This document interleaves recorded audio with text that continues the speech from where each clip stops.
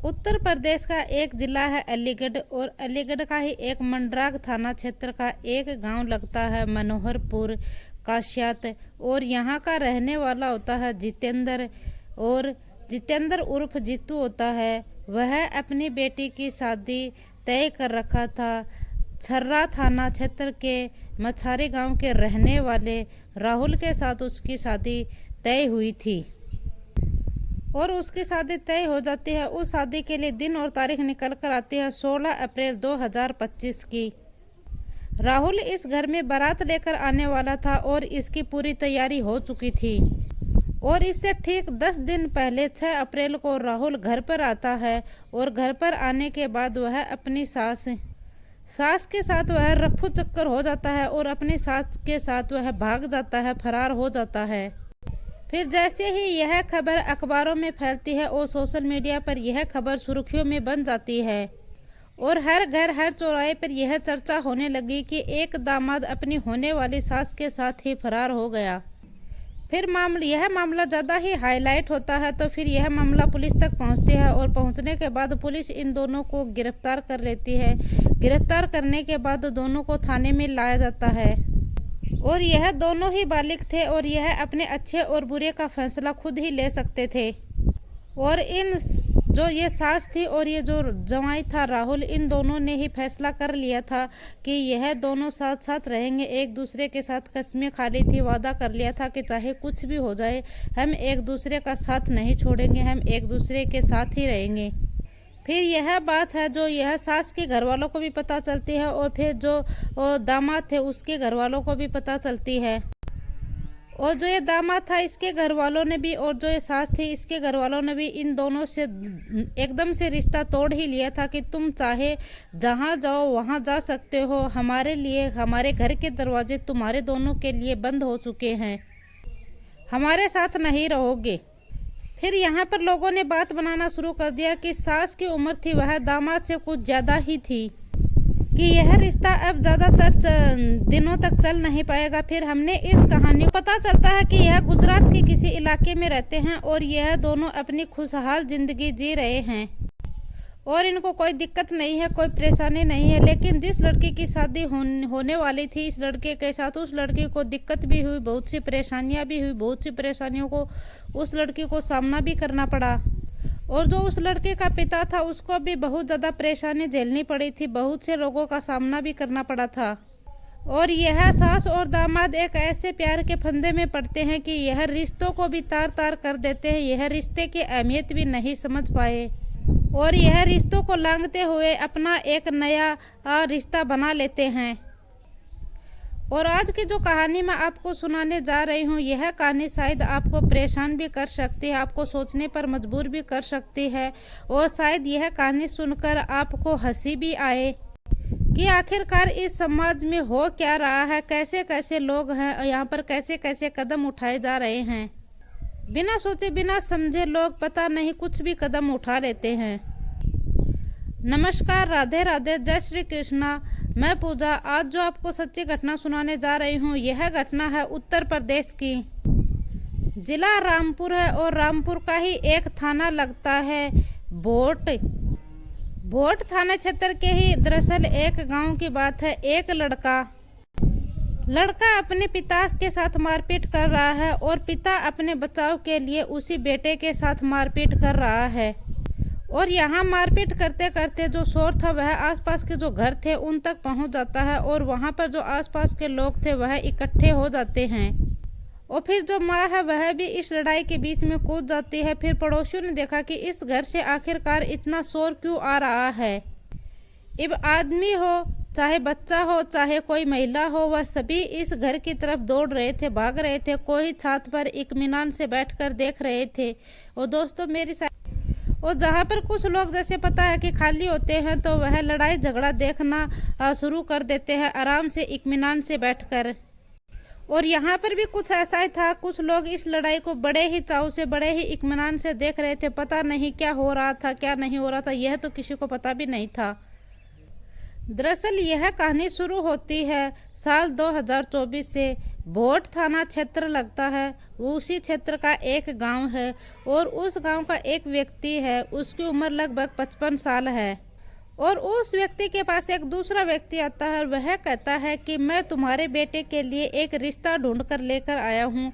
लड़की बहुत सुंदर है, लेकिन एक बात का ध्यान रखना पड़ेगा क्योंकि वह लोग हैं वह गरीब हैं, लेकिन उनके पास देने के लिए धन नहीं है। और वह लड़की अजीम नगर थाना क्षेत्र के एक गाँव की थी और वह लड़की देखने में बहुत ही सुंदर थी। वाकई में वह लड़की सुंदर थी। फिर जैसे ही वह 55 वर्ष का व्यक्ति उस लड़की को देखता है तो वह कहता है कि हाँ, मुझे यह रिश्ता मंजूर है। और उसने अपने बेटे के लिए यह रिश्ता तय कर लिया था। आखिरकार वह बीच बीच में अपने बेटे के जो ससुराल था उसमें घूमने के लिए चला जाया करता था।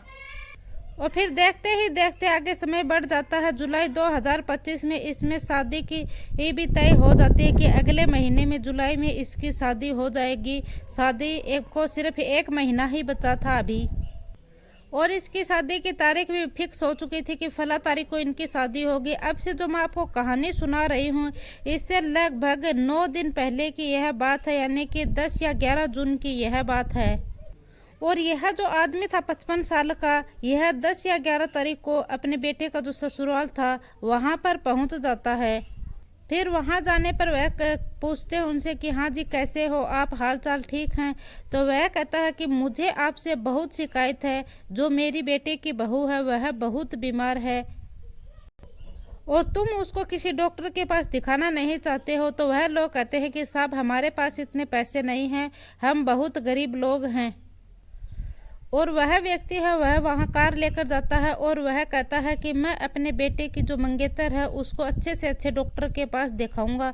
और वह उसे अपने साथ कार में बैठाकर हॉस्पिटल की ओर लेकर चल जाता है। और फिर वहां से ले जाने के बाद वह जब तक शाम तक लौटे नहीं, तो जब वो लड़की का पिता था वह उसे कॉल करता है और कहता है कि तुम तो कहकर घर पर गए थे कि हम 2-3 घंटे में डॉक्टर के पास दिखाकर वापस आ जाएंगे, लेकिन अभी तो शाम होने को आ रही है, तुम वापस कैसे नहीं आए? तो फिर जो वह बूढ़ा व्यक्ति है वह उस बेटी के पिता से कहता है कि तुम्हारी बेटी है वह बहुत ज़्यादा बीमार है, उसको 2-3 दिन हॉस्पिटल में एडमिट करना पड़ेगा, तभी वह जाकर सही होगी। और वह लड़की के माता पिता हैं वह बिल्कुल बेफिक्र हो जाते हैं कि बहू तो अपनी है, बेटी तो अपने ससुर के साथ है और वह अच्छे से उसकी देखभाल कर रहे हैं। और हमें तो 2 दिन का नाम लिया है। हम 2 दिन बाद वह जब कॉल करते हैं तो जब उनको कोई कॉल वगैरह नहीं लगती है और फिर उनसे कांटेक्ट नहीं होता तो लड़की के माता पिता परेशान हो जाते हैं। फिर ऐसे ही करते करते धीरे धीरे वक्त बीत जाता है और 8 दिन बाद यानी कि 17 या 18 जून के आसपास की बात है, यह वह व्यक्ति जो बुजुर्ग व्यक्ति था वह जो अपने बेटे के मंगेतर था उसे लेकर अपने गांव पहुंच जाता है। और फिर जैसे ही गांव के आसपास के लोग देखते हैं तो वह बड़े ही आश्चर्यचकित होते हैं कि इसके बेटे की शादी तो अगले महीने में है और यह व्यक्ति अपने बेटे की बहू को अभी घर पर लेकर क्यों आया है। और तभी उसे पूछा जाता है तो वह कहता है कि मैंने इसे निकाह कर लिया है और अब यह मेरी दुल्हन है और यह वैसे भी बहुत ज़्यादा खूबसूरत है, मैंने इसके साथ निकाह कर लिया और अब यह मेरी ही पत्नी है और मेरे ही साथ रहेगी। फिर जैसे ही गांव में यह खबर लगती है तो पूरे गांव में यह खबर आग की तरह फैल जाती है। आखिरकार लोग सोचने पर मजबूर हो जाते हैं।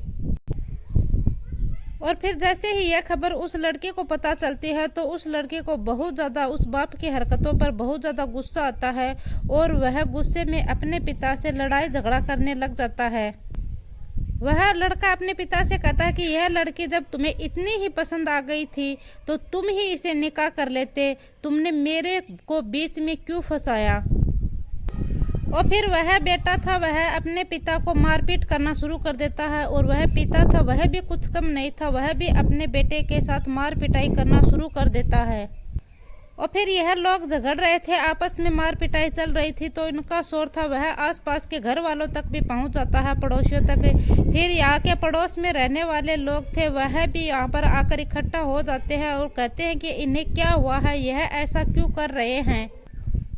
फिर यहाँ पर दिक्कत और परेशानी बढ़ने लगती है और जो नई दुल्हन आई है और उसकी सास कहे या उसकी सौतन कहे, वह भी इस बीच में झगड़ना शुरू कर देती है, कहासुनी शुरू हो जाती है। फिर यह लोग लड़ रहे थे, झगड़ रहे थे। इसी बीच गांव के जो बुजुर्ग लोग थे, जो मेन लोग थे, मुखिया लोग थे, वह पहुंच जाते हैं। वह इन्हें कहते हैं कि आप जो ये लड़ाई फसाद का झगड़ा है यह तो बंद करो। और एक पंचायत बैठाई जाती है। उस पंचायत में फैसला लिया जाता है कि वह पंचायत फैसला लेती है कि जो आदमी इस दुल्हन के साथ निकाह कर लाया है, यह रहेगी तो उसके साथ ही, लेकिन वह इस गाँव में नहीं रहेगा। और आखिरकार वह यहाँ रहेंगे तो उनका अंजाम अच्छा नहीं रहेगा। फिर आखिरकार ऐसा ही चलता रहता है। और फिर यह जो बुजुर्ग व्यक्ति है, यह जो अपने 55 साल का है और वह लड़की उससे आधी ही उम्र की थी, यानी कि 20 और 21 साल की वह लड़की बताई जाती है। और वह बहुत ही खूबसूरत है। वह उसकी खूबसूरती पर फिदा हो जाता है और वह यहाँ से उसे ले जाकर वह शहजाद नगर के आसपास रहने लग जाता है। इस घटना को लगभग 8 से 9 दिन हो चुके हैं और इनके बीच अब सब कुछ सही चल रहा है। जब यह खबर अखबारों के माध्यम से प्रकाशित होती है तो लोगों को यकीन नहीं होता है और अलग अलग न्यूज चैनलों के ऊपर यह कहानी चलती है। तो फिर यह जो अलीगढ़ में सास दामाद को लेकर फरार हुआ था, उस कहानी को फिर से याद दिलाता है कि इधर ससुर बहू को लेकर फरार हुआ और उधर दामाद सास को लेकर फरार हुआ था। और यहाँ जो ससुर था उसकी उम्र 55 साल के आसपास था और जो अलीगढ़ के सास और दामाद थे उनकी उम्र का तो फिर भी कुछ ना कुछ मेल था, लेकिन ये जो ससुर है इसकी उम्र 55 साल है और जो लड़की थी इसकी बहू, उसकी उम्र 20 या 21 साल ही बताई जा रही है। अब ये रिश्ता कितने दिन टिकेगा, कितने दिन नहीं टिकेगा, ये तो आगे भविष्य में चलकर ही पता चलेगा। और जब ऐसी बातें, ऐसी कहानी सुनते हैं और ऐसी बातें जब मीडिया में सुनने को मिलती है तो लोगों को शर्मसार कर देने वाली है कि आखिरकार इन लोगों को ये रिश्ते को तार तार करने पर उतर आए हैं। इधर तो एक दामाद है, वह अपनी सास को लेकर फरार होता है, इधर एक ससुर है, वह अपनी बहू को लेकर फरार होता है। यह ससुर अपने बेटे की बहू के साथ ही शादी कर ली, जो कि उसकी बेटी के समान थी। वह अपने बेटे के साथ शादी कर उसी घर में आने वाली थी। और एक वह सास थी जो अपनी बेटी की शादी करने वाली थी, उसी दामाद के साथ वह फरार हो गई। लोग ऐसी हरकत कैसे कर सकते हैं। दोस्तों, इस पूरी घटना को सुनाने का उद्देश्य किसी को दिल को ठेस पहुंचाना नहीं, किसी को परेशान करना नहीं है, बल्कि आपको सचेत करना है, जागरूक करना है। जय हिंद, जय भारत। साइड में बच्चों की वॉइस आ रही है, इसे प्लीज इग्नोर करना।